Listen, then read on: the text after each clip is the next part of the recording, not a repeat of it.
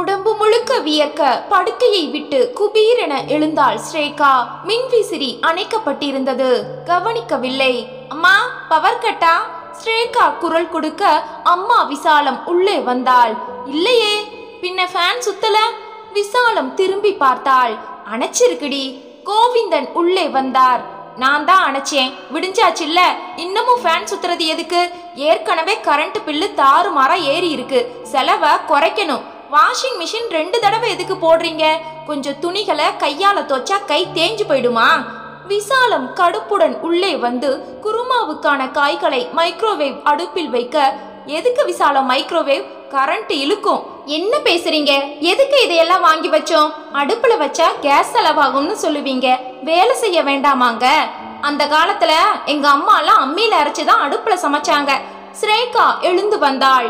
அப்பா, அவங்களுக்கு வேற வழி இல்ல, செஞ்சாங்க. இப்ப அந்த அவசியம் இல்லையே. ஏன் இல்ல?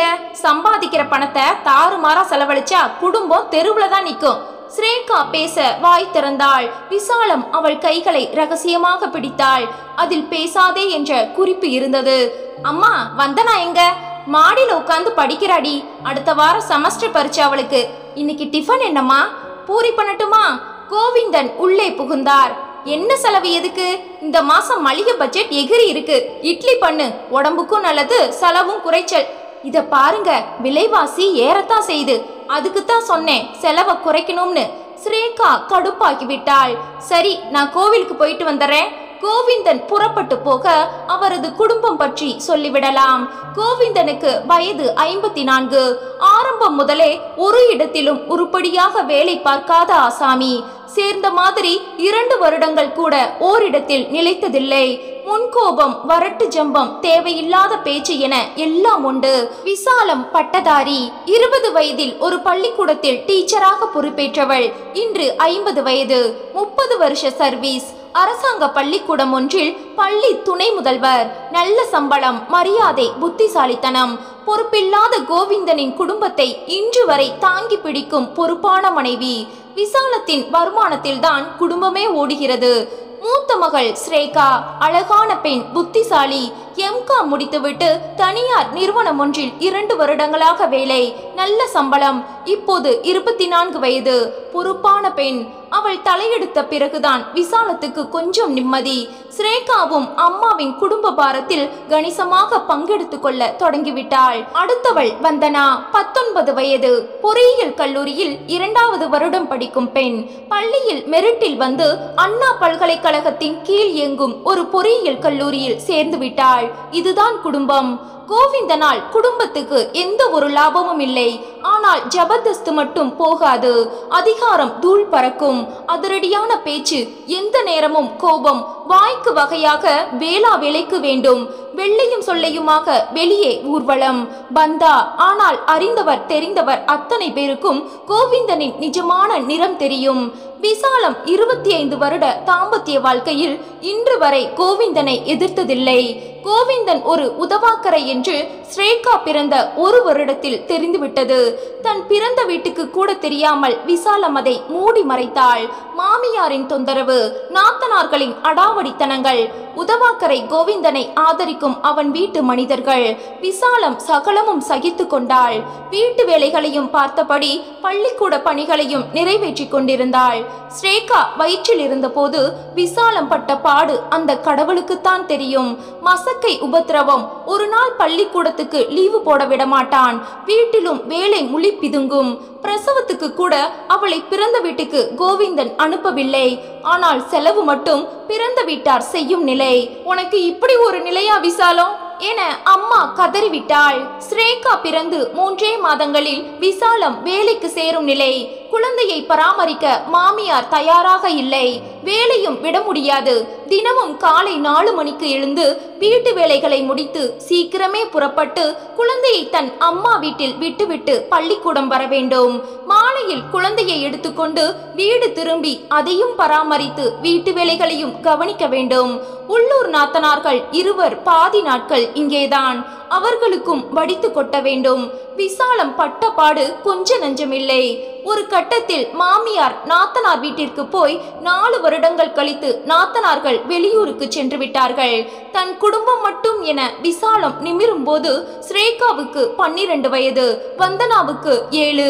அதற்குள் எந்த வேலையிலும் நிலைக்காமல் கோவிந்தன் ஆட்டம் போட்டு விசாலம் தான் முழு குடும்பத்தையும் நடத்த வேண்டிய கட்டாய நிலை உருவாகிவிட்டது. எத்தனை லோன், கடன் சுமை, பிள்ளைகள் வேறு படிக்க வேண்டும்.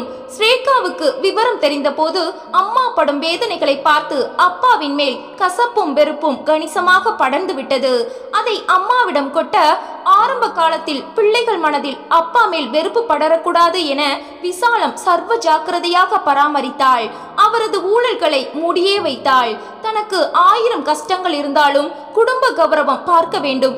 2 பெண் குழந்தைகள், நாளைக்கு அவர்களது வாழ்க்கை பாதிக்கப்படக்கூடாது என்பதில் விசாலம் கவனமாக இருந்தாள். கோவிந்தனின் டார்ச்சர்களை பல்லை கடித்தபடி சகித்து கொண்டாள். பருவம் வந்ததும் ஸ்ரேகாவுக்கு எல்லாமே தெரிந்துவிட்டது. வந்தனாவும் புரிந்து கொண்டாள். வந்தனா கொஞ்சம் அமைதியான பெண். ஸ்ரேகாவால் தப்புகளை தாங்கிக் கொள்ள முடியாது. சட்டென தட்டி கேட்கும் ஆவேசம் வந்துவிடும். விசாலம் அடக்கிவிட்டாள். எதுக்குமா நீ என்ன அடிமையா? நீ உழைச்சு சம்பாதிக்கிற பணத்துல தான் நாங்க 2 பேரும் உருவாயிட்டு இருக்கோம். இந்த குடும்பத்தை நடத்த நீ ரத்தம் சிந்திட்டு இருக்க. இந்த ஆள் குடும்பத்துக்கு என்னமா செஞ்சார்? ஸ்ரேகா, என்ன பேசுற?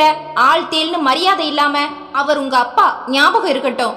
ஆரம்ப காலத்தில் அம்மாவின் கண்டிப்புக்கும் கோபத்துக்கும் ஸ்ரேகா மரியாதை கொடுத்து அடங்கி போனாள். போக போக அவளால் அது முடியாமல் போயிற்று. வேலைக்கும் போகாமல் குடும்பத்துக்காக சல்லி காசு சம்பாதிக்காமல் அதிகாரம் தூள் பறக்க வாழும் அப்பா கோவிந்தனை அவளால் ஜீரணிக்கவே முடியவில்லை. அம்மாவுடன் நேரடி மோதல் ஆரம்பமாகிவிட்டது.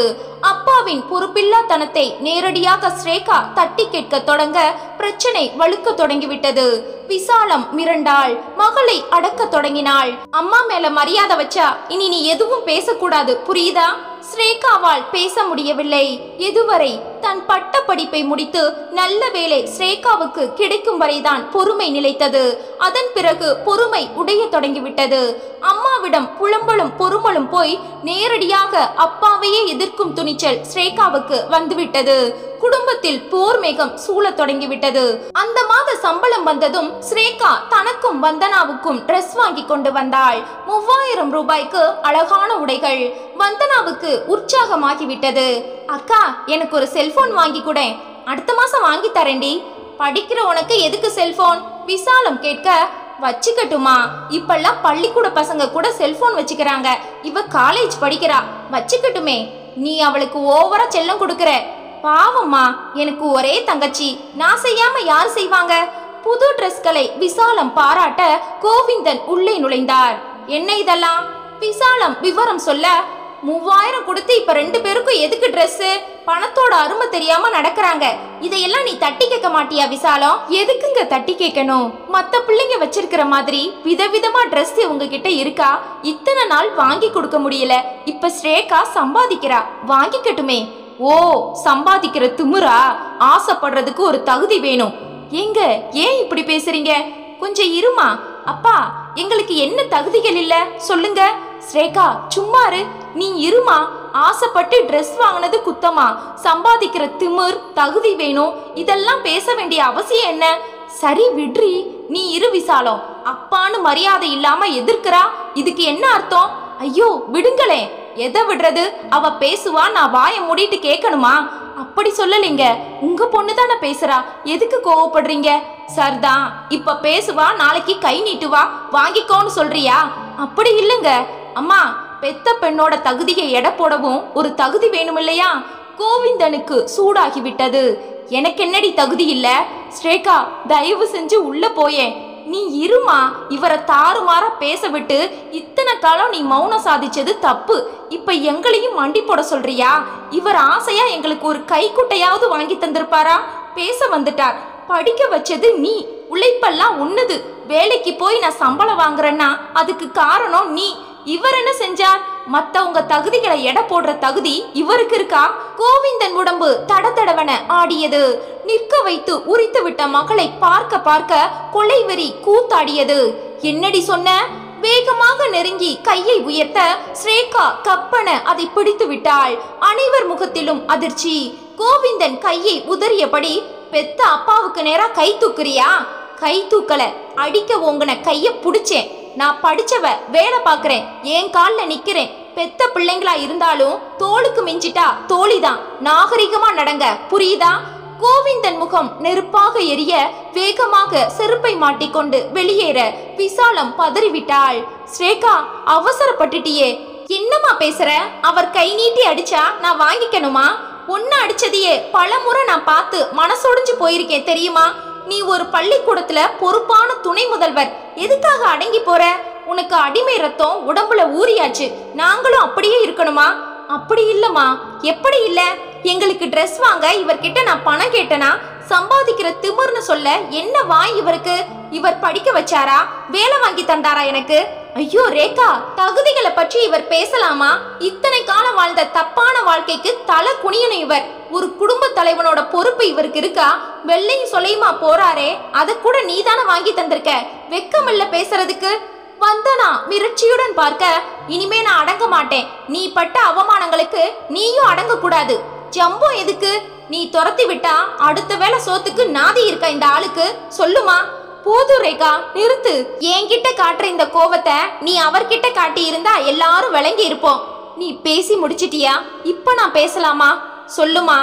நீ நினைக்கிற மாதிரி நான் யாருக்கும் பயப்படல ஸ்ரேகா. இது பதிபக்தியோ இல்ல பத்தினித்தனமோ இல்ல. 20 வயசுல இருந்து என் காலில் தான் நிக்கிறேன், புரியுதா? அந்த பரிதாப நிலைமைய பார்த்து வயிறஞ்சுதாமா நான் பேசுறேன். ஸ்ரேகா, இது பரிதாப நிலை இல்ல. நான் ஒரு தனி மனுஷியா இருந்தா நான் எடுத்த முடிவுகள் வேறையா இருந்திருக்கும். 2 பெண் குழந்தைகளை பெற்ற ஒரு தாய் ஆத்திரப்பட்டு உணர்ச்சி வசப்பட்டு முடிவுகளை எடுத்தா பாதிக்கப்படுறது அந்த குழந்தைகள் தான் ஸ்ரேகா. அம்மா, உதவாக்கற புருஷன் எனக்கு தெரியும் ஸ்ரேகா. சுலபமா உதறி இருக்கவும் முடியும். என்ன புரிஞ்சவங்க 4 பேர் இதை வரவேற்கலாம், எனக்கு ஆதரவா பேசியும் இருக்கலாம். ஆனா இந்த சமூகத்துல பல பேர் இதை எப்படி பேசுவாங்க தெரியுமா? நீ என்னமா சொல்ற? சம்பாதிக்கிற திமிர்ல கட்டுன புருஷனையே உதறிட்டா இப்பெல்லாம் ஆம்பளைங்க நிலைமை மோசம்னு 4 பேர் 4 விதமா பேசுவாங்க. பல ஆண்களுக்கு மத்தியில வாழ்ற பெண்களுக்கு இன்னும் என்னெல்லாம் அவ பேர் வரும் தெரியுமா? அதுக்காக சரி, ஊர் என்ன வேணும்னாலும் பேசட்டும்னு ஒரு தனி மனுஷி உதறலாம். ஆனா 2 பெண் குழந்தைகளை பெற்ற ஒரு தாய் பொறுப்பில்லாம நடக்க கூடாது ஸ்ரேகா. அந்த குழந்தைங்க நிலைமை என்னாகும் தெரியுமா? ஸ்ரேகா பேசவில்லை. ஆண் சமுதாயத்துல தனக்கு சாதகமா பெண்கள் இல்லைன்னா அவங்கள கேவலப்படுத்துவாங்க, அசிங்கப்படுத்துவாங்க. அதுல உங்க அப்பா முதல் ஆள். எத்தனை தடவை நான் பல பேர் முன்னால தலை குனிஞ்சு நின்று இருக்கேன் தெரியுமா? அதையெல்லாம் கேட்டா உன் ரத்தம் கொதிக்கும் ஸ்ரேகா. அப்படியாமா? எங்களுக்கு தெரியலையே. தெரிய விடாம நான் பாத்துக்கிட்டேன் ஸ்ரேகா. தெரிஞ்சா உங்க கவனம் சிதறும், படிப்புல நாட்டம் இருக்காது, திசை திரும்பும், உங்க எதிர்காலம் கேள்விக்குறியாகும். உங்க 2 பேரையும் நல்லபடியா ஆளாக்கத்தானே இத்தனை வழிகளை நான் தாங்கி நிக்கிறேன். விசாலம் அழுது விட்டாள். ஸ்ரேகா வந்தனா இருவருக்கும் பதறிவிட்டது. சாரிமா, நீ அழாத. சாரி எதுக்குமா? நீங்க 2 பேரும் புரிஞ்சுக்கணும்னு தான் நான் சொல்றேன். அம்மா, எல்லாம் புரியுது. நீ எங்களுக்காக இது நாள் வரைக்கும் தாங்கின துன்பங்கள் போதும். இனி அது தொடர வேண்டாம். நானும் சம்பாதிக்கிறேன், வந்தனாவும் தலையெடுக்க போறா. இனி உனக்கு என்னம்மா கவலை? அந்த ஆளை இனியாவது உதறுமா? அவமானங்களை இனி நீ தாங்கிக்க வேண்டாம். விசாலம் அருகில் வந்தாள். ஸ்ரேகா, இது நாள் வரைக்கும் தாங்கினது பெருசு இல்லம்மா. இனி வரப்போற நாட்கள் தான் முக்கியம். என்னம்மா சொல்ற? உங்க 2 பேரோட கல்யாண வாழ்க்கை முக்கியமா வரப்போகுது. வரட்டும். எங்களுக்கு படிப்பு, நல்ல வேலை, சமூக அந்தஸ்து எல்லாத்துக்கும் மேல நீ இருக்க போதாதா? இனிமே எதுக்குமா இந்த ஆள்? என்ன பேசுற நீ? அப்பாவை உதறிட்டு ஒரு பெண் மனமேடை ஏற முடியுமா? நல்லவரோ கெட்டவரோ அவர் நிக்க வேண்டிய இடத்துல நின்னா தானே நமக்கு மரியாதை. இல்லனா தப்பா போயிடும் ஸ்ரேகா. ஏன் தப்பா போகணும்? நீ சின்ன பொண்ணு, உனக்கு அனுபவம் போதல. ஸ்ரேகா, ஏற்கனவே இந்த குடும்பத்துல எனக்கு கெட்ட பேர் தான். உங்க அப்பா உதவாக்கறன்னு ஊருக்கே தெரியும், ஆனா ஒப்புக்க மாட்டாங்க. அவரை செல்லா காசாக்கி அடிமையாக்கி வச்சதே நான் தான் பேச்சு. அடப்பாவிகளா, அவர் குடும்பத்தை இங்க ஒட்ட விடல.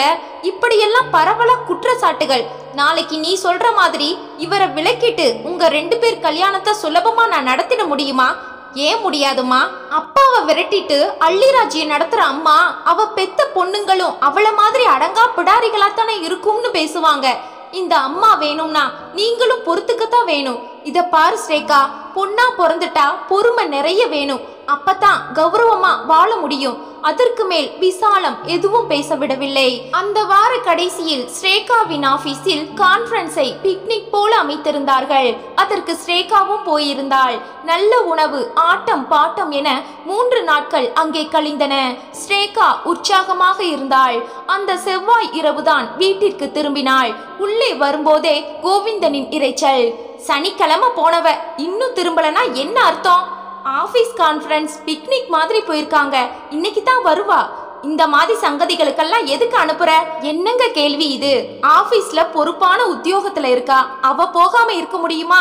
போக கூடாது.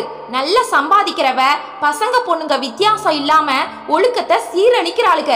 அதுக்கு உன் பொண்ணும் பலியாகணுமா? நிறுத்துங்க. என்னங்க பேசுறீங்க? ஸ்ரேகா காதுல இதெல்லாம் விழுந்தா தாங்குவாளா? தாங்கிறது என்னடி? நான் அப்ப கேக்குறேன். எனக்கு இந்த வீட்டுல மரியாதையே இல்லையே. மனைவியோ மகளோ பாதமாறி போனா நான் தானே கேட்க முடியும். இதை கேட்ட வந்தனா நொறுங்கி போனாள். வேகமாக எழுந்து வந்தாள். அவர் என்ன பேசுறார் பாருமா. இதை கேட்டுட்டும் எப்படிமா நீ சும்மா இருக்க? எதுக்காக பொறுத்துக்கிற? உன்னையும் அக்காவையும் கேவலப்படுத்துற மாதிரி இருக்குமா அவர் பேச்சு? இதை தாங்கிக்கணுமா? பாதமாறி போறதுன்னா என்னமா அர்த்தம்? ஏய் சின்ன குட்டி, நீ ஏன் துள்ற? தொலைச்சிடுவேன். என்ன மிரட்டாதீங்க. அதுக்கு உங்களுக்கு எந்தவித உரிமையும் இல்ல. இதுக்கு மேல பேசின கொன்னுடுவேன். கோவிந்தன் பாய்ந்து வர வந்தனாவை தன் பக்கம் இழுத்து கொண்டாள் விசாலம். வேண்டாம், உள்ள போமா, நான் பேசிக்கிறேன். அம்மா, அக்கா சொன்ன மாதிரி இந்த ஆளுக்கு இனிமே நீ அடங்காத. என்னடி ஆள் தேல்னு பேசுறாவ? ஐயோ, உள்ள போ வந்தனா. ஸ்ரேகா உள்ளே நுழைந்தாள். ஒரு பொண்ணு வீட்டுக்கு வர்ற நேரமா இது? எங்க மேய்ஞ்சிட்டு வர? ஸ்ரேகா அவரை திரும்பி கூட பார்க்கவில்லை. உள்ளே வந்தாள். தன் உடைமைகளை உள்ளறையில் வைத்துவிட்டு கால்முகம் கழுவி கொண்டு நைட்டிக்கு மாறினாள். தான் வாங்கி வந்த கேக், சமோசா வகையறாக்களை தங்கை வந்தனாவிடம் தந்தாள். அம்மா, பசிக்குது. ஊர் சுத்திட்டு வரும்போது எதுவும் சாப்பிடலையா? அதுக்கு மட்டும் வீட்டுக்கு வந்தாச்சா? ஸ்ரேகா பேசவில்லை. விசாலம், தட்டை எடுத்து வை, பசி உயிர் போகுது. விசாலம் தட்டை எடுத்து வைக்க, அம்மா எனக்கு தோசை ஊத்தி கொடு. எதுக்கு? சோறு இருக்கே, அதை யார் தின்றது? ஸ்ரேகா திரும்பினாள். நான் கேக்குறத அம்மா செஞ்சு தருவாங்க. இந்த வீட்டுல சாப்பிட சகல உரிமைகளும் எனக்கு இருக்கு. ஏன்னா அது ஏன் சம்பாத்தியம். ஓசில சாப்பிடுறவங்களுக்கே இந்த ஏத்தம்னா மத்தவங்க எப்படி இருப்பாங்க? சோற்றை பிசைந்து வாய்க்கு கொண்டு போன கோவிந்தன் நிமிர விசாலம் பதறி போய், சாப்பிடுற நேரத்துல இப்படி பேசலாமா ஸ்ரேகா? ஒரு சம்பாதிக்கிற பெண் கிட்ட சாப்பிட மட்டும் வீட்டுக்கு வந்தாச்சான்னு ஒரு உதவாக்கற அப்பன் கேட்கறது நியாயம்னா இதுவும் நியாயம்தான். கால்களை உதைத்து கொண்டு கோவிந்தன் எழ வந்தனா வாய்விட்டு சிரிக்க விசாலம் நிலை குலைந்தாள். நான் ஒன்னும் ஓசி சோறு திங்கல. கோவிந்தன் குரல் எடுக்க ஸ்ரேகா குத்தலாக சிரிக்க, விசாலம் என் மனைவி, அவளோட பணம் ஏன் பணம். ஆஹா, பிரமாதம். அவ பணம் மட்டும் இவர் பணமா? ஆனா அவ துக்கம் இவருக்கு சொந்தம் இல்லையா? எப்பேற்பட்ட புருஷன். அம்மா, இப்படி ஒரு ஆள் கிடைக்க நீ புண்ணியம் செஞ்சிருக்க. விசாலம், இப்படியெல்லாம் பேசினா நான் மிருகமா மாறுவேன். இப்ப மட்டும் மனுஷன்னு மனசுல நினைப்பா? கூண்டு வாங்கலாம் வந்தனா. மிருகங்களை தன்னிச்சையா நடமாட விடக்கூடாது. மனுஷங்களை அது கடிச்சு கொதறிடும். ஸ்ரேகா சொல்ல வந்தனா மறுபடியும் சிரிக்க, கோவிந்தன் எதை பற்றியும் கவலைப்படாமல் நன்றாக ஒரு பிடி பிடித்துவிட்டு ஏப்பமும் விட்டபடி கை கழுவ ஸ்ரேகா முகம் சுளித்தாள்.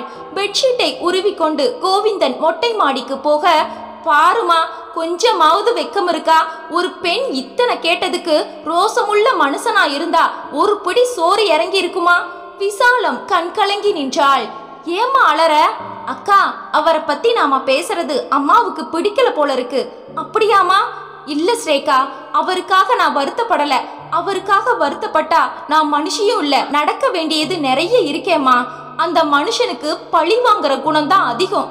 நான் அவரை எதிர்க்காமலேயே அவரோட அந்த வெறிக்கு நான் பலியானவ. இப்ப நீங்க 2 பேரும் எதிர்க்கும் போது என்னெல்லாம் நடக்குமோன்னு எனக்கு ரொம்ப பயமா இருக்குமா? எதுவும் நடக்காது. முதல்ல நீ பயத்தை உதறு. எங்களை அவரால எதுவும் செய்ய முடியாது. வீரனுக்கு ஒரு நாள் மரணம், கோழைக்கு தினசரி மரணம். அப்படி சொல்லாதடி. நீங்க 2 பேரும் இள ரத்தம். ஒரு தாயோட பயமும் தவிப்பும் உங்க 2 பேருக்கு புரியாது. தேர்வுகள் தொடங்கும் நேரம். துணை முதல்வராக இருந்ததால் விசாலத்துக்கு ஏராளமான வேலைகள் இருந்தன. பிற்பகல் 3 மணிக்குத்தான் மூச்சு விட முடிந்தது. சக ஆசிரியர் மகேந்திரன் உள்ளே வந்தார். டீச்சர் கொஞ்சம் பேசலாமா? தாராளமா உட்காருங்க சார். உங்க மூத்த மகள் ஸ்ரேகாவுக்கு கல்யாணத்துக்கு பார்க்குற மாதிரி யோசனை இருக்கா? கண்டிப்பா. 24 வயசு ஆகுது. இது சரியான நேரம். கட்டி கொடுத்துட வேண்டியதுதான். நானும் உங்க ஜாதி தான் டீச்சர்.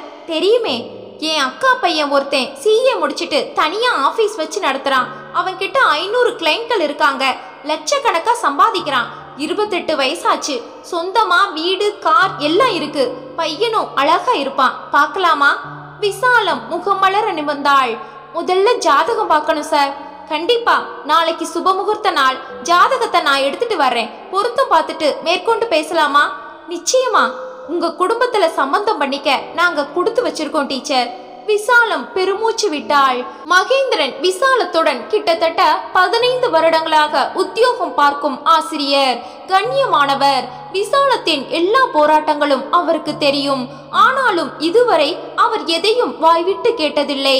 பணத்துக்காக விசாலம் வாங்கும் கடன், லோன்கள் அடைக்கப்படும் கஷ்டம், இரு பெண்களை வளர்த்து கௌரவமாக ஆளாக்க ஒரு நாள் கூட விசாலம் முணங்கியதில்லை. தன் கணவரை பற்றி ஒரு குறை சொன்னதில்லை. தன் துக்கங்களை வெளியே காட்டிக்கொண்டதும் இல்லை. என்றைக்கும் சிரிப்பு மாறாத அதே முகம். பாவம் டீச்சர், அவங்க புருஷன் ஒரு புறம்போக்கு. அப்படியும் எதையும் வெளியில காட்டிக்கிறதே இல்ல. பள்ளிக்கூடம் முழுக்க தெரியும். இத்தனை வருடங்களை பொறுமையாக எப்படி விசாலம் டீச்சர் கடந்தாள் என்பது ஒரு பெரிய புதிர். கல்லூரி முதல்வர் ஒரு ஆண். பொண்ணா பிறந்தா விசாலம் டீச்சரா பிறக்கணும். அவங்கள பார்த்து எப்படி வாழணும்னு கத்துக்கங்க எல்லோருக்கும் சொல்லுவார். கோவிந்தன் சில சமயம் செலவுக்கு பணம் வாங்க பள்ளிக்கே வருவதுண்டு. வரும்போது பெரிய ஒரு சமூக சேவகர் போல பந்தா செய்து கொண்டு வருவதுண்டு. பார்க்கவே எரிச்சலாக இருக்கும். விசாலத்தை மனதில் கொண்டு யாரும் எதுவும் பேச மாட்டார்கள். மறுநாள் மகேந்திரனிடம் ஸ்ரேகாவின் ஜாதகத்தை கொண்டு வந்து தந்தாள். அதற்கு முதல் நாள் இரவு மகளை அழைத்து கேட்டுவிட்டாள். ஸ்ரேகா, மகேந்திரன் சார் அவரோட அக்கா பையனுக்காக உன் ஜாதகம் கேட்கிறார். பெரிய தகுதி படைச்ச பையன், ஆடிட்டரா இருக்கான். இப்பவே எதுக்குமா கல்யாணம்? என்ன பேசுற நீ? உனக்கு வயசு 24. இதுதான் சரியான வயசு. இன்னும் தள்ளி போனா சரியில்லை. என் வருமானம் அடிபடுமேமா. என்ன பேசுறமா? அது எனக்கு சொந்தம் இல்ல ரேகா. உனக்கு பிறகு வந்தனா இருக்கா. ஜாதகத்தை கொடுக்கட்டுமான்னு நான் ஏன் கேட்டேன் தெரியுமா? ஏன், உன் மனசுல யாராவது இருக்காங்களா? ஸ்ரேகா ஆச்சரியமாக பார்த்தாள். இருக்காங்கன்னு நான் சொன்னா என்னமா செய்வ? உனக்கு அவன் தகுதி உள்ளவனான்னு ஆராய்வேன். வேற்று ஜாதிக்காரனா இருந்தா? தகுதி ஜாதியில இல்லம்மா, படிப்புல, வருமானத்துல, நல்ல பண்புல தான் இருக்கு. அது எல்லாம் இருந்தா எனக்கு எந்த தடையும் இல்லை. அப்படின்னா நான் காதலிச்சா நீ எதிர்க்க மாட்ட. அது நியாயமா? உன்னை நல்லபடியா வாழ வைக்கிற காதலா இருந்தா சரி. இதுக்காக நீ போராட வேண்டி வருமே. என் வாழ்க்கையே போராட்டம் தான் ஸ்ரேகா. நான் பயந்து ஒதுங்கி இருந்தா உங்க 2 பேரையும் ஆளாக்கி இருக்க முடியுமா? அம்மாவை ஸ்ரேகா கட்டி பிடித்து கொண்டாள். எப்படிமா இத்தனை தெளிவா இருக்க நீ? கவலைப்படாதம்மா. இந்த நிமிஷம் வரைக்கும் எந்த ஒரு காதலும் இல்ல. காதலிக்கணும்னு தோணவும் இல்ல. உனக்கு அந்த மாதிரி தர்ம சங்கடங்களை நான் கண்டிப்பா உண்டாக்க மாட்டேன். விசாலம் சிரித்தாள். மகளிடம் ஒரு நீண்ட விவாதம் நடத்திய பிறகுதான் ஜாதகத்தை மகேந்திரனிடம் கொண்டு வந்து தந்தாள். நான் இன்னைக்கே பார்த்துறேன் டீச்சர். எங்க அக்கா குடும்பம் எதையும் எதிர்பார்க்க மாட்டாங்க. நல்ல குடும்பம், பொறுப்புள்ள பொண்ணா இருந்தா போதும். யோகம் இருந்தா நடக்கட்டும் சார். ஸ்ரேகா போட்டோ இருக்கா டீச்சர்? ஜாதகத்தோட அதையும் வச்சிருக்கேன் சார். அடுத்த நாள் மகேந்திரன் வரவில்லை. 3வது நாள் மலர்ச்சியான முகத்துடன் வந்தார். டீச்சர் வாங்க சார். அக்கா பையன் ஜாதகம் பிரமாதமா பொருந்தி இருக்கு. 9 பொருத்தம். யோகங்கள் 2 பேருக்கும் ரொம்ப நல்லா இருக்கு. ஸ்ரேகா போட்டோ பார்த்து அக்கா குடும்பத்துக்கும் ரொம்ப பிடிச்சிருக்கு. நீங்க ஜாதகம் பார்க்கணுமா? நீங்க பார்த்தாச்சே சார். உங்களை நான் நம்பாம இருப்பேனா? அக்கா பையன் போட்டோ இது. அவர் தர விசாலம் பார்த்தாள். மாப்பிள்ளை லட்சணமாக நல்ல நிறத்துடன் இருந்தான். டீச்சர், இனி பெண் பார்க்க வர வேண்டியதுதான். எப்ப வசதிப்படும்னு நீங்க சொன்னீங்கன்னா அக்கா வீட்டுக்கு நான் தகவல் சொல்லுவேன். எப்படியும் ஞாயிறு வசதி இல்லையா சார்? எல்லாருக்கும் லீவு. என்ன சொல்றீங்க? வர்ற ஞாயிறு வச்சுக்கலாமா? காலண்டரை எடுத்து பார்த்தார். நாள் நல்லா இருக்கு டீச்சர். உங்க மகளை கேட்கணுமா? பொதுவா ஞாயிறு அவ போக மாட்டா. கேட்டலாமே. செல்போனுக்கு விசாலம் அடிக்க ஸ்ரேகா போனை எடுத்து சம்மதம் சொல்லிவிட்டாள். வர சொல்லுங்க சார். நான் மதியோட தாய் மாமே. அதனால இருபக்கத்து ஆள்னா நானும் அவங்க கூட வருவேன். காலையில 10 மணிக்கு வரலாமா டீச்சர்? வாங்களேன். நான், பையன், அவனோட அப்பா அம்மா 4 பேர் வருவோம் டீச்சர். காலையில டிஃபன் சாப்பிடுற மாதிரி வந்துடுங்க சார். எதுக்கு டீச்சர்? உறவு உண்டானா தான் சாப்பிடணும்னு சட்டம் இல்ல, இது ஃபார்மாலிட்டியும் இல்ல, நட்பு தான். சாரோட அக்கா குடும்பத்தோட ஒரு கெட் டுகெதர். சரியா? எத்தனை அழகா பேசுறீங்க டீச்சர். வார்த்தைகளாவது அழகா இருக்கட்டும் சார். மகேந்திரன் முகம் சுருங்கியது. இதற்கு என்ன அர்த்தம்? வார்த்தைகள் மட்டும்தான் அழகு, வாழ்க்கை அழகில்லை என்பதை எத்தனை நாசுக்காக சொல்கிறாள் விசாலம் டீச்சர். பாவம், படாத வேதனைகளை பட்டுக்கொண்டே இருக்கிறாள். பெற்ற பெண்கள் மூலம் இந்த தாய் சந்தோஷப்பட வேண்டும், அதற்கு தெய்வம் துணை நிற்க வேண்டும். இரவு 8:30 மணிக்கு கோவிந்தன் வந்தார். முகம் கழுவி கொண்டு வந்து வயிறு முட்ட சாப்பிட்டார். வீட்டுக்கு வருவதே அதற்கு தானே. பெட்ஷீட்டை எடுத்துக்கொண்டு மாடிக்கு நடக்க, என்னங்க என்ன? எங்க ஸ்கூல் வாத்தியார் மகேந்திரன் மூலமா நம்ம ஸ்ரேகாவுக்கு ஒரு நல்ல வரன் வந்திருக்கு. அவரோட அக்கா பையன் மதி ஆடிட்டர், லட்சக்கணக்கில் வருமானமா. ஜாதகம் நல்லா பொருந்தி இருக்கு. நாளைக்கு காலையில 10 மணிக்கு பெண் பார்க்க வர்றாங்க. திரும்பினார் கோவிந்தன். எல்லாம் முடிஞ்ச பிறகு முதல் நாள் ராத்திரி நிதானமா சொல்ற? இப்பத்தானே பார்க்க வராங்க, எனக்கே சாயங்காலம் தான் தகவல் தெரியும். கோவிந்தன் எதுவும் பேசவில்லை. ஏற இறங்க விசாலத்தை ஒரு முறை பார்த்தார். எதுவும் பேசாமல் மாடிக்கு போய்விட்டார். வந்தனா அம்மாவிடம், பாத்தியாமா, பேச்சில குத்தல் மட்டும் இருக்கு, அக்கறை இல்ல. நான் பேசுறதுல என்னமா தப்பு? ஸ்ரேகா அருகில் வந்தாள். அம்மா, வர்றவங்களுக்கு பிடிச்சு போய் சம்பந்தம் பேச தயாராயிட்டா? நல்லது தானே ஸ்ரேகா, அதுக்கு தானே ஆசைப்பட்டு நான் காத்துட்டு இருக்கேன். சரிம்மா, கல்யாண செலவுகளை எப்படி சமாளிக்க போற? ஸ்ரேகா, நீ வேலைக்கு போக தொடங்கி முழுசா 2 வருடங்கள் ஆகுது. உன் சம்பளத்துல நான் பைசா கூட வீட்டு செலவுக்கு எடுக்கல. இது வரைக்கும் அது மட்டுமே 5 லட்சம் ரூபாய் சேர்ந்திருக்கு. நான் சொசைட்டி லோன், பிஎஃப் ஃபைல வித்ட்ராயல் போட்டு ஒரு 4 லட்சம் வரைக்கும் தேத்துடுவேன். உனக்குன்னு செஞ்சு வச்ச நகைகள் 30 சவரன் இருக்கு, பாத்திரங்கள் இருக்கு. இந்த 4-5 மாச அவகாசத்துல கட்டில் பீரோ எல்லாம் வாங்கிடுவேன். ஸ்ரேகா பிரமித்தாள். அப்பாடி, எத்தனை அழகாக திட்டமிடுகிறாள் அம்மா. பெருமையாக இருந்தது. காலை பரபரப்பாக விடிந்தது. அனைவரும் எழுந்து குளிக்க வந்தனா வீட்டை சுத்தப்படுத்தி அழகுபடுத்தி விட்டாள். ஸ்ரேகா குளித்துவிட்டு அம்மாவிடம் வந்தாள். விசாலம் சமையல் கட்டில் பலகாரங்கள் தயாரிப்பதில் மும்முரமாக இருந்தாள். அம்மா, நான் ஹெல்ப் பண்ணட்டுமா? எதுவும் வேண்டாம், நீ வேர்த்து வலியணுமா? எல்லாம் நான் பாத்துக்கிறேன். நீ சேலை கட்டி தலை நிறைய பூ வச்சு மங்களமா இருமா. வந்தனா, அக்காவுக்கு உதவி செய். சரிம்மா. உங்க அப்பா எங்க? மாடியில பேப்பர் படிக்கிறாரு, இன்னும் கீழே வரல. ஸ்ரேகா சொல்ல, விட்டுருமா, நீ இப்ப எதையும் போய் கிளறாத, அதுவே பிரச்சனை ஆயிட போகுது. ஸ்ரேகா உள்ளறைக்கு வந்து மெலிதாக மேக்கப் போட்டுக்கொண்டு அழகான சேலையை தேர்ந்தெடுத்து கட்டி கொண்டாள். அவளது அலங்காரத்துக்கு வந்தனா உதவியாக இருந்தாள். விசாலமும் முகம் கழுவி பளிச்சென சேலை மாற்றி பொட்டு வைத்து தயாராகிவிட்டாள். 9:45 மகேந்திரன் போன். டீச்சர், 15 நிமிஷங்கள்ல நாங்க அங்க இருப்போம், வாங்க சார், காத்துட்டு இருக்கோம். விசாலம் திரும்ப ஒரு அழுக்கு பனியனும் வேட்டியுமாக பரதேசி போல படியிறங்கி வந்தார் கோவிந்தன். அவங்க வந்துகிட்டே இருக்காங்க, நீங்க ரெடியாகலையே? எதுக்கு? என்ன இப்படி கேக்குறீங்க? ஸ்ரேகாவை பெண் பார்க்க வரும்போது இப்படியா இருப்பீங்க? அதுக்காக நான் பட்டு வேட்டி கட்டிக்கிட்டு நிக்கணுமா? வேஷம் போட சொல்றியா?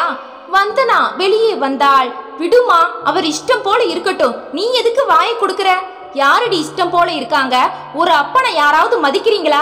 எல்லா ஏற்பாடுகளையும் செஞ்சுட்டு கடைசியில சொல்றது, அதுவும் வேண்டா வெறுப்பா, நான் ஷோகேஸ் பொம்மை மாதிரி நிக்கணுமா? இவர் தான் அப்பான்னு அறிமுகப்படுத்துவீங்களா? அப்படி ஒரு போலி கௌரவம் எனக்கு தேவையில்லை. கோபப்படாதீங்க. இந்த வீட்டுக்கு சம்பந்தம் பேச ஒரு குடும்பம் வரும்போது நீங்க நல்லா இருக்க வேண்டாமா? எனக்கு தான் மரியாதையே இல்லையே. யாருக்காகவும் நான் வேஷம் போட தயாரா இல்ல. நான் இப்படித்தான் இருப்பேன், இஷ்டப்படுறவங்க வரட்டும். விசாலம் மிரண்டு போனாள். ஐயோ, எதுக்காக இப்படி கத்துறீங்க? ஓ, கௌரவமா? வாசலில் கார் வந்து நின்றது. மகேந்திரன் முதலில் இறங்கி வந்தார். அவங்க வந்துட்டாங்க. ஓ, ஆடிட்டர் குடும்பம் வருதா? வாசல்ல போய் கூப்பிடணுமா? நானும் உன் கூட வரணுமா? உரத்த குரலில் தொடங்க விசாலம் கூசி போனாள். கஷ்டப்பட்டு அதை மறைத்து கொண்டு வாசலுக்கு ஓட அவர்கள் அத்தனை பேரும் காரை விட்டு இறங்க, வாங்க வாங்க. விசாலம் வரவேற்க மகேந்திரன் சிரித்தபடி மதியையும் அவனது அப்பா அம்மாவையும் அழைத்து கொண்டு உள்ளே வர கோவிந்தன் அதே அழுக்கு தோற்றத்துடன் எதிர்பட்டார். எல்லாரும் வாங்க, நான் தான் பொண்ணோட அப்பா. என்ன இப்படி அழுக்கா இருக்கானேன்னு பாக்குறீங்களா? எனக்கு அவ்வளோதான் இந்த வீட்டுல மரியாதை. உட்காருங்க. வந்தவர்கள் மிரண்டு போனார்கள். பரவாயில்ல, உட்காருங்க, நான் தான் அழுக்கு, என் பொண்ணு பளிச்சுன்னு ஜோரா இருப்பா. விசாலம் பரிதாபமாக மகேந்திரன் முகத்தை பார்த்தாள். இதுல யாரு பையன்? நீங்களா தம்பி? ஆடிட்டரா? எங்க குடும்பத்தை யாரு உங்களுக்காக சிபாரிசு செஞ்சாங்க? அவர்கள் பேசவில்லை. எதுக்கு நான் கேட்டேன்னா, உங்களை முன்னாலேயே நான் எச்சரிக்கணும். என் பொண்ணு உங்களை நாய் மாதிரி நடத்துவா. ஏன்னா அவங்க அம்மா குணம்தானே அவளுக்கு. நாளைக்கு நீங்களும் என்ன மாதிரி இப்படி அழுக்கா நிக்க வேண்டியது வரும். சரியா? விசாலம் நொறுங்கி போனாள். மகேந்திரன் அதை விட, இன்னொரு ஜத அழுக்கு ட்ரெஸ் வச்சிருக்கேன், அதை உங்களுக்கு சீக்கிரமா நான் தர்றேன். ஏன்னா என்கிட்ட வேற எதுவும் இல்லை. நானே அன்னக்காவடி, பொண்டாட்டி போட்டாதான் சோறு. சரியா? மதியின் அப்பா மகேந்திரனை அழைத்து அடிக்குரலில் என்னவோ கேட்க, அதற்கு மகேந்திரன் பதில் சொல்ல, எங்க வீட்டுல வந்து என்ன ரகசியம்? உரைக்க பேசுங்க. ஆடிட்டர் லட்சக்கணக்கா வருமானம்னு கேள்விப்பட்டேன். அப்புறம் என் பொண்ணு சம்பளம் உங்களுக்கு எதுக்கு? அதை எனக்கு கொடுத்துடுங்க. என்னங்க, கொஞ்சம் உள்ள வர்றீங்களா? நீ இருடி, என் பேச்ச நீ தான் கேட்கறது இல்ல, இவங்களாவது கேட்கட்டுமே. உள்ளறையில் ஸ்ரேகா சகலமும் கேட்டுக்கொண்டிருந்தாள். வந்தனா கொதிநிலையில் இருந்தாள். ஏன் சார், இத்தனை பணம் இருந்தும் வேலைக்கு போற பெண் தான் வேணும்னு நிக்கிறீங்க? அவ காசை ஒட்டு மொத்தமா சுரண்டவா? பணத்தாசை யார விட்டது? வேண்டாம் தம்பி, வேலைக்கு போற பொண்டாட்டி உன்னை அடிமையா நடத்துவா. புடவை துவைப்பியா? தெரியலனா கத்துக்கோ, நான் நல்லா துவைப்பேன். என் பொண்ணு உன் மனைவி ஆயிட்டா, நாங்க கடன்ல தத்தளிப்போம். ஒட்டு மொத்தமா சுருட்டிட்டு போக வந்திருக்கியா? அவர்கள் ஒருவரையொருவர் பார்த்து கொண்டார்கள். எழுந்து விட்டார்கள். ஸ்ரேகா படக்கென வெளியே வந்து விட்டாள். கை கூப்பினாள். நான் தான் ஸ்ரேகா, விசாலம் டீச்சரோட மகள். அப்படி சொல்றது மட்டும்தான் எனக்கு கௌரவம். நீங்க தப்பான இடத்துக்கு வந்துட்டீங்க. எங்க வீட்டுல வச்சு உங்க 4 பேருக்கும் நேர்ந்த அவமானத்துக்காக நான் மன்னிப்பு கேட்டுக்கிறேன். தயவு செய்து எங்க அம்மாவை யாரும் தப்பா நினைக்காதீங்க. நல்ல தகப்பன் இருக்கிற குடும்பத்துல சம்பந்தம் வச்சுக்கங்க. மறுபடியும் மன்னிப்பு கேட்டுக்கிறேன். அழுத்தமாக அவள் கை கூப்ப, அவர்கள் 4 பேரும் ஒருவர் பின் ஒருவராக மௌனமாக வெளியேற, கடைசியாக மகேந்திரன் விசாலத்தின் மேல் ஆழமாக ஒரு பார்வை. காரில் ஏறிவிட்டார்கள். கார் புறப்பட்டது. கேட்டை தாண்டி விட்டது. விசாலம் சீறி எழுந்தாள். இத்தனை நாள் என்ன அள வச்சது போதாதா? எதுக்காக இத்தனை கேவலமா நடந்து வந்த ஒரு நல்ல வரனை அவமானப்படுத்தி திருப்பி அனுப்புனீங்க? இது உங்களுக்கே நியாயமா இருக்கா? என் வாழ்க்கையை இத்தனை நாள் நீங்க கெடுத்தது போதாதா? உங்க பொண்ணுங்க வாழ்க்கையில நெருப்பள்ளி கொட்டணுமா? இது கடவுளுக்கும் அடுக்குமா? கேள்வி மேல் கேள்வி கேட்டு விசாலம் கதறிவிட வந்தனா அருகில் வந்தாள். அம்மா, என்கிட்ட நீ கோவப்பட்டியே, இப்ப புரியுதா? இந்த மாதிரி ஏதாவது ஒரு ஆட்டத்தை இவர் ஆடுவார்னு நான் சந்தேகப்பட்டேன். நடந்து போச்சு. ஸ்ரேகா எதுவுமே பேசவில்லை. அக்கா கல்யாணத்தை இந்த ஆளை வச்சுட்டு இந்த ஜென்மத்துல நீ நடத்த முடியாதுமா. இந்த உதவாக்கற அதை சத்தியமா நடத்த விடாது. யாருடி உதவாக்கற? வேற யாரு? நீதான். நீயா? பெத்த அப்பனா ஒரு மேல பேசுற அளவுக்கு உனக்கு தைரியம் வந்துடுச்சா? பெத்த அப்பனா? பெத்த அப்பல்ல நீ, செத்த அப்பேன். வந்தனா? விசாலம் கதறிவிட ஸ்ரேகா அருகில் வந்தாள். வந்தனா, எதுவும் பேசாத, விட்டுரு. என்னக்கா நீ? அம்மா மாதிரி நீயும் விட்டு கொடுக்க ஆரம்பிச்ச நம்ம நிலைமை என்ன? சரிடி, நாம இப்ப பேச பேச அம்மா நெஞ்சில ரத்த வடியுது வந்தனா. அதை நீ முதல்ல புரிஞ்சுக்கோ. அக்கா, இனிமேலும் இதை அனுமதிச்சா நல்லதில்ல. கோவிந்தன் நமட்டு சிரிப்புடன் நெருங்கி, உங்க அம்மா இப்ப கூட ஏன் பொறுத்துக்கிறா தெரியுமா? நான் இல்லைனா சமூகத்துல அவளுக்கு கௌரவம் இல்ல, புரியுதா? என்ன பகைச்சுக்கிட்டா எதுவும் நடக்காது. வந்தனா முகத்தில் அலை வீசியது. திரும்பி ஸ்ரேகாவை பார்த்தாள். என்னக்கா இது? உங்க அக்கா என்னடி பதில் சொல்லுவா? அவளும் யோசிக்க தொடங்கிட்டா. பயந்துட்டா. நாளைக்கு இதே நிலை தொடர்ந்தா தன் வாழ்க்கை என்னாகும்னு பயம் வந்தாச்சு அவளுக்கு, புரியுதா? ஸ்ரேகா இப்போதும் பேசவில்லை. விசாலம், நான் சொல்றேன், பொண்ணுங்களுக்கு எப்ப கல்யாணம் நடத்தணும்னு அதுபடி கேட்டு நட. இவ சம்பாதிக்கிறா, கை நிறைய வருது. இவளை சுலபத்துல விட்டுறாத. நிறைய பணத்தை சேர்த்துக்கிட்டு அடுத்தவ சம்பாதிக்க தொடங்கும் போது இவளை கலட்டி விடு. அவகிட்டையும் சுரண்டு. கடைசி காலத்துல நாம வாழ வேண்டாம். எதுக்கு இதுங்களை படிக்க வச்சோம்? ஸ்ரேகா முகம் மாறியது. வந்தனாவால் தாழ முடியவில்லை. நீங்கள ஆளாக்குனீங்க? எங்க அம்மா தானே எங்களை நிக்க வச்சாங்க. நீங்க என்ன கிழிச்சிங்க? யாரு செஞ்சா என்னடி? அவ என் பொண்டாட்டி. நான் இல்லாம நீ உருவானியா? அப்பம் பேர சொல்ல முடியாத ஆத்தாவுக்கு வேற பேருடி. போதும். விசாலம் கையெடுத்து கும்பிட்டாள். பேசுனது போதும். நீங்க நினைச்சது நடந்தாச்சு. மனைவிய வெறுக்கிற மனுஷன் கூட தான் மகள்னு வந்துட்டா இறக்கப்படுவான். அதுவும் இல்ல. போதும். இனிமே எதுவும் நீங்க பேச வேண்டாம். இங்கிருந்து தயவு செஞ்சு போயிடுங்க. கோவிந்தன் நமட்டு சிரிப்புடன் புறப்பட்டு வெளியே போக, அக்கா, முடிஞ்சா என்ன ஹாஸ்டல்ல சேர்த்து விடு. வந்தனா சொல்ல, ஏண்டி? இந்த ஆளோட மனப்போக்கு புரிஞ்சு போச்சு. உன் பணத்தை விட தயாரா இல்ல. நமக்கு கல்யாணம் நடக்க இந்த ஆள் விட மாட்டார். வந்தனா, நான் ஒன்னு கேக்குறேன். இந்த ஆள் செத்து அம்மா விதவையா இருந்தா உன் கல்யாணம் நடக்குமா நடக்காதா? இருவரும் ஆடி போனார்கள். ஸ்ரேகா வந்தனாவை நெருங்கினாள், ஓங்கி அறைந்தாள். ஸ்ரேகா விசாலம் மலர, இருமா, என்னடி பேசுன நீ? மஞ்சள் குங்குமத்தோட மகாலட்சுமி மாதிரி இருக்கிற நம்ம அம்மாவை இப்படி சொல்ல உனக்கு வாய் கூசல? எப்படி இத்தனை மோசமா நீ மாறி போன? நீ அடிச்சதுல எனக்கு எந்த வருத்தமும் இல்லக்கா. ஆனா இந்த மாதிரி குடிய கெடுக்கிற ஒரு கூறுகட்ட புருஷன் கொடுத்த தாலியும் மஞ்சள் குங்குமமும் ஒரு பொண்ணுக்கு பெருமையா? அதை விட விதவைன்னு சொல்றது கௌரவமா இல்ல? விசாலம் அப்படியே விரித்த விழிகள் மூடாமல் மகளை பார்த்தாள். அம்மா, என்ன நீ மன்னிச்சிடு. கேவலம் கல்யாணம் தான் எங்களுக்கு பெருசுன்னு நான் இதை பேசல. உன்னை விட அது உசத்தியும் இல்லை. ஆனா காலம் முழுக்க இந்த ஆளுக்கு கப்பம் கட்டிக்கிட்டு நம்ம 3 பேரும் வாழ முடியுமா? இப்படித்தான் இந்த குடும்பம்னு வெளியே பரவிட்டா எங்களை கல்யாணம் செஞ்சுக்க யாராவது வருவாங்களா? நாங்க இப்படியே இருந்துட்டா இத்தனை காலம் நீ உழைச்ச உழைப்புக்கு என்னமா அர்த்தம்? அக்கா, நீயும் படிச்சவ தானே, சொல்லு, நாம என்ன செய்ய போறோம்? வந்தனா கேட்ட கேள்விகள் ஆணித்தரமாக அர்த்தம் உள்ளதாக இருந்தது. நீங்க 2 பேரும் இருக்கும்போது நான் ஏதாவது செஞ்சா உங்களை அதை அவமதிக்கிறதாகும்னு பேசாம இருக்கேன். இல்லனா இதுக்கு ஒரு முடிவு கட்ட நான் தயாரா இருக்கேன். மிரண்டாள் விசாலம். ஸ்ரேகா அப்படியே நின்றாள். அதே நேரம் ஆடிட்டர் மதி வீட்டுக்குள் அசாதாரண அமைதி ஒன்று நிலவியது. மகேந்திரனும் அங்கேதான் இருந்தார். சரிடா, மோசமான ஒரு தகப்பன் கொஞ்சம் கூட கூச்சப்படாம பெண் பார்க்க வந்தவங்கள அவமானப்படுத்துறார். அந்த டீச்சர் நீ சொல்றபடி நல்லவங்களாவே இருக்கட்டும். நமக்கு அந்த வீட்டுல பொண்ணு கட்டிக்கணும்னு என்ன தலையெழுத்து? எதுக்கு இந்த வில்லங்கம் பிடிச்ச குடும்பம்? அப்படி சொல்லாதக்கா. என்ன தம்பி பேசுற?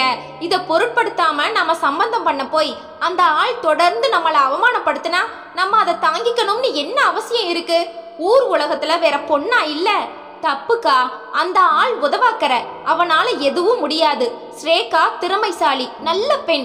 கல்யாணத்தை நடத்த போறது விசாலம் டீச்சர். அப்புறம் என்ன? சுப்பிரமணி குறுக்கிட்டார். அக்காவும் தம்பியும் மட்டுமே பேசுறீங்க, மதி எதுவுமே இது வரைக்கும் பேசலையே. அலமேலு திரும்பினாள். அவனுக்கு சுத்தமா பிடிக்கல, அதான் என் பிள்ளை பேசாம இருக்கான். அப்படியா மதி? மகேந்திரன் கேட்க மதி மெதுவாக எழுந்தான். இல்ல மாமா, நான் கொஞ்சம் யோசிக்கணும். எதை பத்தி? அந்த ஸ்ரேகாவை எனக்கு பிடிச்சிருக்கு. அவ மெதுவா வெளியே வந்து கை கூப்பி மன்னிப்பு கேட்ட விதத்துல ஒரு கண்ணியமோ நிதானமோ நிச்சயமா இருந்தது. என்னடா சொல்ற தம்பி? தயவு செஞ்சு எங்க அம்மாவை தப்பா நினைக்காதீங்கன்னு சொன்னான். நல்ல தகப்பன் இருக்கிற குடும்பத்துல சம்பந்தம் வச்சுக்கங்கன்னு சொன்னான். அவளே சொல்லிட்டாளேடா. அம்மா கூற, அம்மா அதுல சத்தியம் இருந்தது.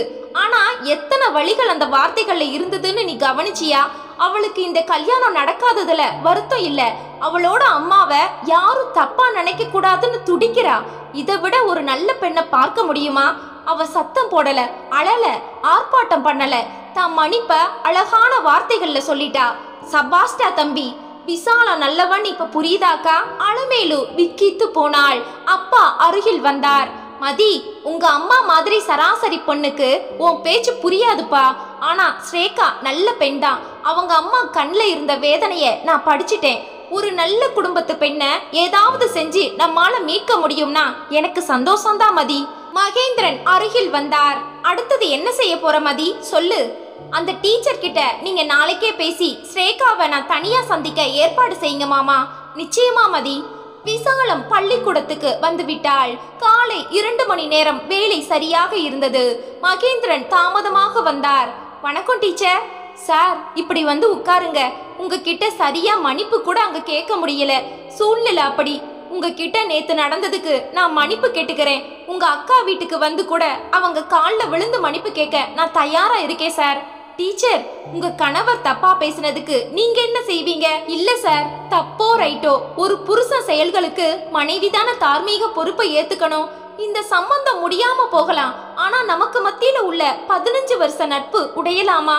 அதை நான் விரும்பல சார். கண்கலங்கி விட்டாள் விசாலம். இருங்க, நான் இன்னும் பேச தொடங்கல. பந்தம் உண்டாக போறதில்லன்னு நீங்க எப்படி முடிவெடுப்பீங்க?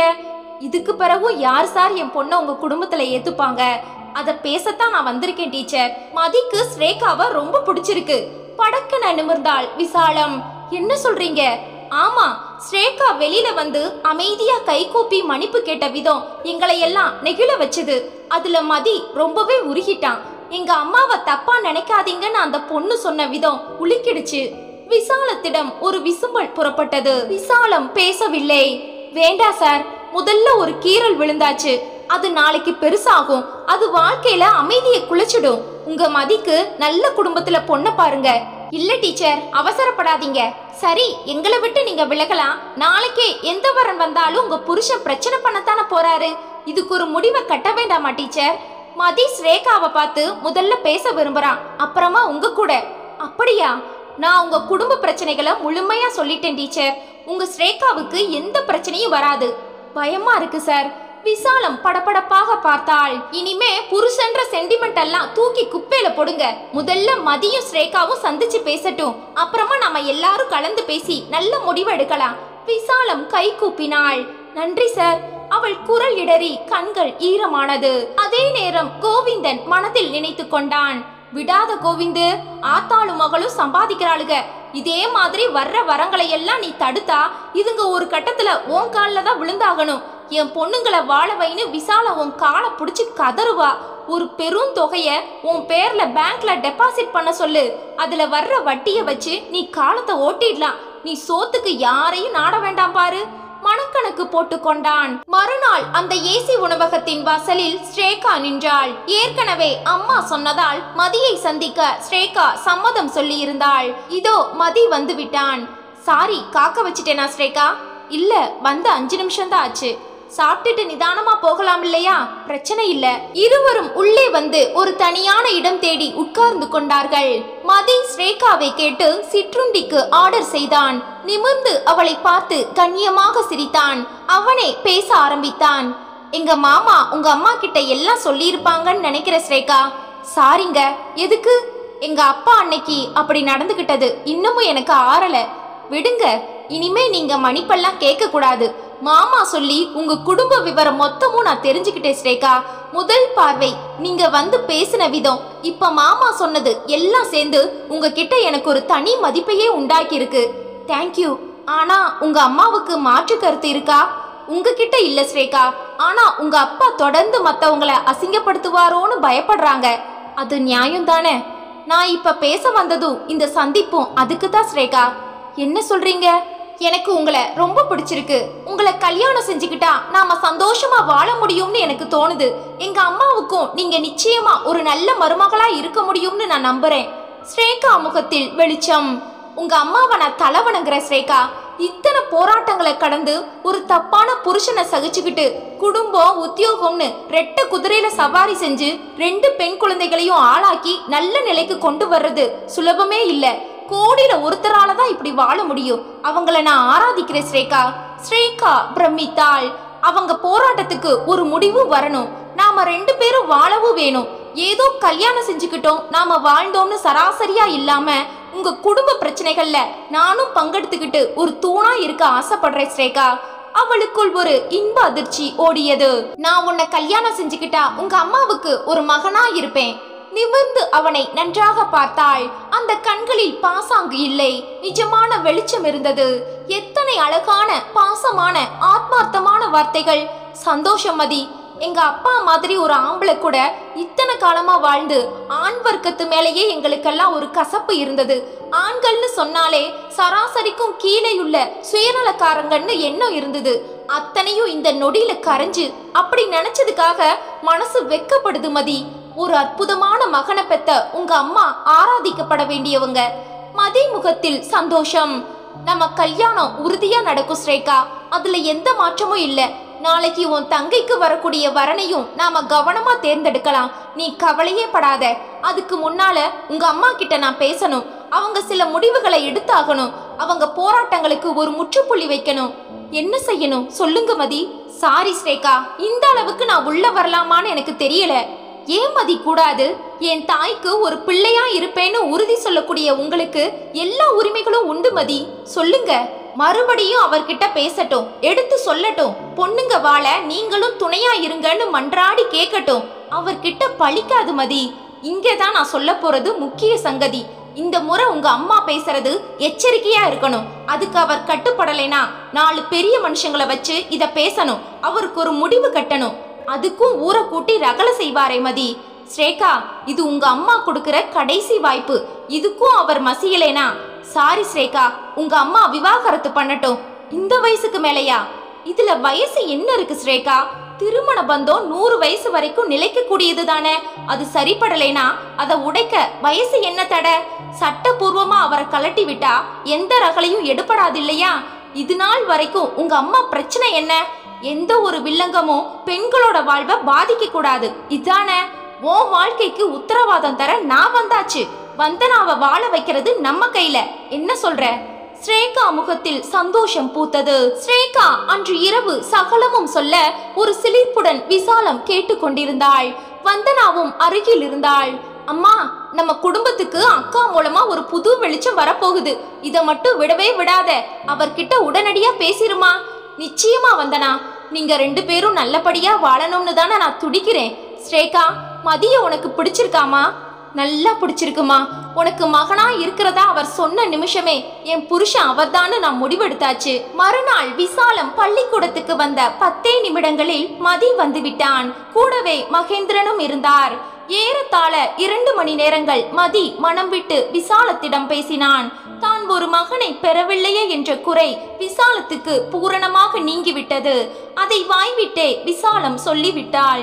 அவன் பேச பேச பல முறை கண் கலங்கி அழுது விட்டாள். போதும் தம்பி, ஒரு ஜென்மத்துக்கு எனக்கு இது போதும். இதுக்கு மேல எதுவுமே வேண்டாம். இனிமே நான் செத்துட்டா கூட தப்பில்ல. இல்லம்மா, அப்படியெல்லாம் நீங்க சொல்லக்கூடாது. இத்தனை நாள் நீங்க பட்ட கஷ்டத்துக்கு எல்லாத்தையும் சந்தோஷமா நீங்க பார்த்து ரசிக்க வேண்டாமா?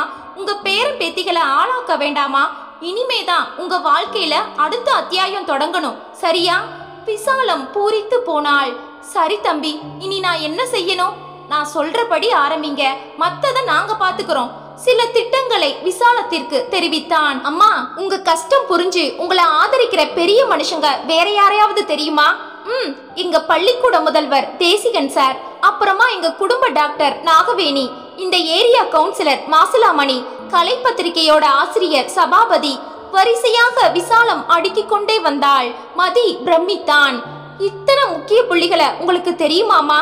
தெரியும். இவங்க யார்கிட்டையும் நானா தேடி போய் என் பிரச்சனைகளை சொன்னதில்ல தம்பி. என்னை என் புருஷன் அசிங்கப்படுத்துற பல்வேறு தருணங்கள்ல தற்செயலா இவங்க இருக்க நேர்ந்தப்ப என்னை பார்த்து பரிதாபமும் அவரை பார்த்து ஆத்திரமும் பட்டாங்க. அவர் தட்டி கேட்க அன்னிக்கே கொதிச்சாங்க. நான் தான் அனுமதிக்கல. அம்மா, இனி நீங்க யாருக்கும் பயப்பட வேண்டாம். உங்க பிரச்சனைகளை தோல்ல சுமக்க உங்க பிள்ளைக்கு நிகரா ஒருத்த வந்தாச்சு. நம்புங்க, தைரியமா பேசுங்க. அன்று இரவு கோவிந்தன் சாப்பிட்டு முடிக்கும் வரை விசாலம் மௌனமாக இருந்தாள். என்னங்க? என்ன? நாளைக்கு காலையில பிள்ளையார் கோவிலுக்கு 7 மணிக்கு போகணும். நம்ம தெருக்கோடியில உள்ள வரசக்தி விநாயகர் கோவில். எல்லாத்தையும் என்கிட்ட கேட்டுட்டு தான் நீ செய்வியா என்ன? அது இல்லைங்க, என் கூட நீங்களும் வரணும். எதுக்கு? காரணம் இருக்கு. அது கோவில்ல போய் உங்களுக்கு நான் சொல்றேன். எதுவானாலும் இங்கேயே சொல்லு. கோவில், சாமி இதுல எல்லாம் எனக்கு நம்பிக்கை இல்ல. இல்லைங்க, முக்கியமான விஷயம். அதை அங்க வச்சுதான் பேசணும். தெரிஞ்சுக்க விரும்பினா நீங்க வரலாம், இல்லைன்னா விட்டுருங்க. கோவிந்தனுக்கு ஆர்வம் கூடி போனது. திரும்ப திரும்ப கேட்டும் பதில் கிடைக்கவில்லை. என்னதான் சொல்ல போறா? இந்த மாதிரி எல்லாம் விசாலம் பேசுறதே இல்லையே. ஆர்வம் உச்சந்தலை வரை ஏறியது. மூவரும் இறங்கி வருகிறார்களா? என்னை ஒதுக்க முடியாது. நாளைக்கு கல்யாணமே நடக்காமல் போய்விட்டால் 4 பேர் கூடும் சபையில் எப்படி நிற்பாள்? கேள்வி மேல் கேள்வி வந்தது. சரி, போய்தான் பார்க்கலாமே. தலையா சிவ போகிறாள். விசாலம், நாளைக்கு நான் கோவிலுக்கு வர்றேன். ரொம்ப சந்தோஷம். காலை விசாலம் சீக்கிரமே எழுந்து குளித்து பெண்களுக்கு தேவையான உணவு வகைகளை தயார் செய்து பேக் செய்தாள். கோவிந்தன் தயாராகிவிட்டார். என்னங்க, தயாரா? நீ முன்னால போ, நான் 10 நிமிஷம் கழிச்சு வர்றேன். கண்டிப்பா வந்துடுங்க. விசாலம் கோவிலுக்கு வந்து சாமி கும்பிட்டு பிரகாரம் வலம் வந்த பிறகும் கோவிந்தனை காணவில்லை. ஏன் வரல? அல்வா கொடுத்துட்டாரா? விசாலம் குழப்பத்துடன் அங்கு உட்கார்ந்தாள். 5 நிமிடங்களில் கோவிந்தன் அருகில் வந்து நிற்க, வாங்க, நீங்க வரமாட்டீங்களோன்னு நினைச்சேன். உட்காருங்க. கோவில்ல வச்சு உபச்சாரமா? என்ன பேசணும்? நேரா விஷயத்துக்கு வா. எனக்கு நேரம் இல்ல. ஆபீஸ்க்கு போகணுமா? லேட் ஆயிடுச்சா? என்னடி கோவில்ல வந்து நக்கல் அடிக்கிறியா? சரி விடுங்க. நம்ம ஸ்ரேகாவுக்கு நிச்சயதார்த்தம் இந்த மாசம் முடிச்சு அடுத்த மாசமே கல்யாணத்தை நடத்தணும், சரியா? அப்படியா? மாப்பிள்ளை யாரு? நான் தான். குரல் பின்னால் வர விசாலமே ஒரு நொடி அதிர்ந்து திரும்ப மதி நின்றான். நீ அன்னைக்கு வீட்டுக்கு வந்தவனாச்சே. மரியாதை வேணும் அங்கிள். பரவாயில்ல, மகனா நினைச்சு பேசியிருந்தா தடையில்ல. மகனா? நீயா? கண்டிப்பா. உங்க மனைவி அப்படி நினைக்கும் போது நீங்களும் அப்படித்தானே நினைக்கணும். சரி விடுங்க. ஸ்ரேகாவை எனக்கு ரொம்ப பிடிச்சிருக்கு, அதனால கல்யாணம் செஞ்சுக்க நான் தயாராயிட்டேன். அப்படியா? உன்னை எனக்கு பிடிக்கல.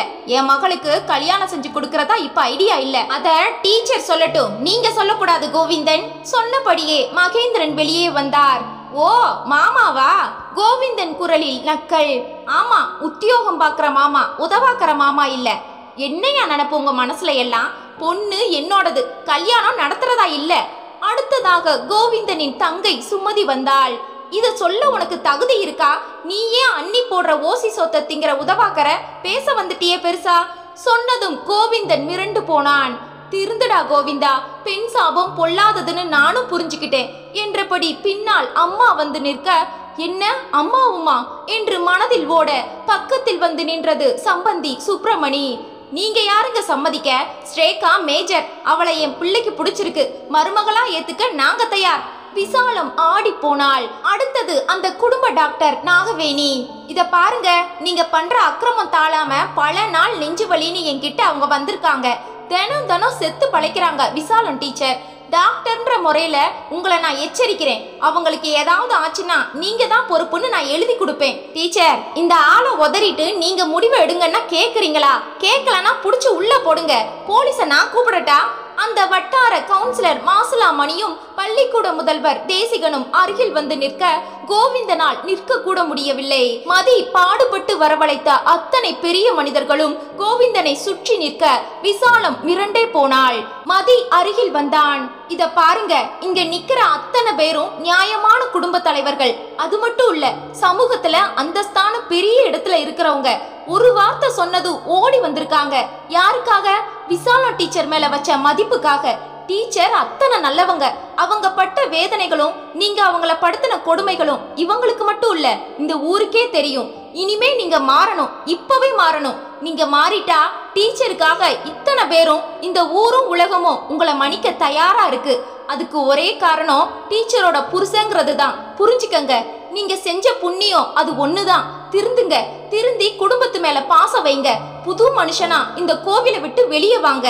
மதி ஒரே மூச்சில் சொல்லி முடிக்க அத்தனை பேரும் மௌனம் சாதிக்க கோவிந்தன் எல்லாரையும் ஒரு முறை ஆழமாக பார்த்துவிட்டு, ஸ்ரேகா என்னோட மகள், விசாலம் என் மனைவி. எங்க குடும்ப மேற்ற அலச நீங்கெல்லாம் யாரு? பகிரங்க மன்னிப்ப கேட்கிற அளவுக்கு நான் எந்த ஒரு தப்பையும் செய்யல. என் குடும்ப விஷயத்த பேச உங்க யாருக்கும் யோக்கியதை இல்ல. உங்களால முடிஞ்சதை பாருங்கடா. நீ மாப்பிளையா? ஒரு காலம் உனக்கு என் பொண்ணை கட்டித்தர மாட்டேன்டா. மீறி நடந்தா முச்சந்தில தீ குளிப்பேன். பேச வந்துட்டான், போடா. அலட்சியமாக சொல்லிவிட்டு வேகமாக நடக்க விசாலம் உட்பட அத்தனை பேரும் பொங்கி எழ மதி என்ன செய்வதென்று அறியாமல் நிற்க அடுத்த நொடியே அம்மா என்ற அலறல். அனைவரும் திரும்ப கோவிந்தன் பிரகாரத்தில் இருந்த வாழைப்பழ தோளில் கால் பதித்து வேகமாக சறுக்கி மல்லாந்து விழ அங்குள்ள படிக்கல்லில் தலை அதிபயங்கரமாக மோதி ரத்தம் பீரிட கோவிந்தன் மயக்கமாக அத்தனை பேரும் ஓடி வந்தார்கள். அடுத்த அரை மணியில் நாகவேணி டாக்டரின் ஆஸ்பத்திரியில் அவசர சிகிச்சை பிரிவில் கோவிந்தன் சேர்க்கப்பட 24 மணி நேர கெடு வைக்கப்பட்டது. மறுநாள் மாலை டாக்டர் வெளியே வந்தார். உயிருக்கு ஆபத்தில்ல, ஆனா கோமால விழுந்தாச்சு. எப்ப மீண்டு வருவார்னு எதுவும் சொல்ல முடியாது. மீளாமலும் போகலாம். ஒரு வாரம் ஆஸ்பத்திரியில இருக்கட்டும், அப்புறமா வீட்டுக்கு கொண்டு போயிடுங்க. விசாலம் இறுக்கமான முகத்துடன் வெளியே வந்தாள். மதி எதிரே நின்றான். தம்பி, மனுஷங்களால இவனை திருத்த முடியாது. அதனால கோவில்ல வச்சு கடவுள் தண்டிச்சிட்டார். சில பேர் செத்துட்டா கோர ஆள் இல்லாம அது அநாத பிணமா கிடக்கும். இதுவும் அதுல சேர்த்திதான். இந்த ஜடத்தை வீட்டுல சேர்க்க நான் தயாரா இல்ல. அதுக்கும் ஒரு ஏற்பாடு பண்ணிருங்க தம்பி. சரிம்மா. ஸ்ரேகா, வா போகலாம். இனி நிம்மதியா உன் கல்யாண வேலைகளை கவனிக்கலாம். விசாலம் தெளிவாக நடந்தாள். கடவுள் எழுதிய தீர்ப்பை கல்லில் செதுக்க தயாராகிவிட்டாள் ஒரு மனைவி.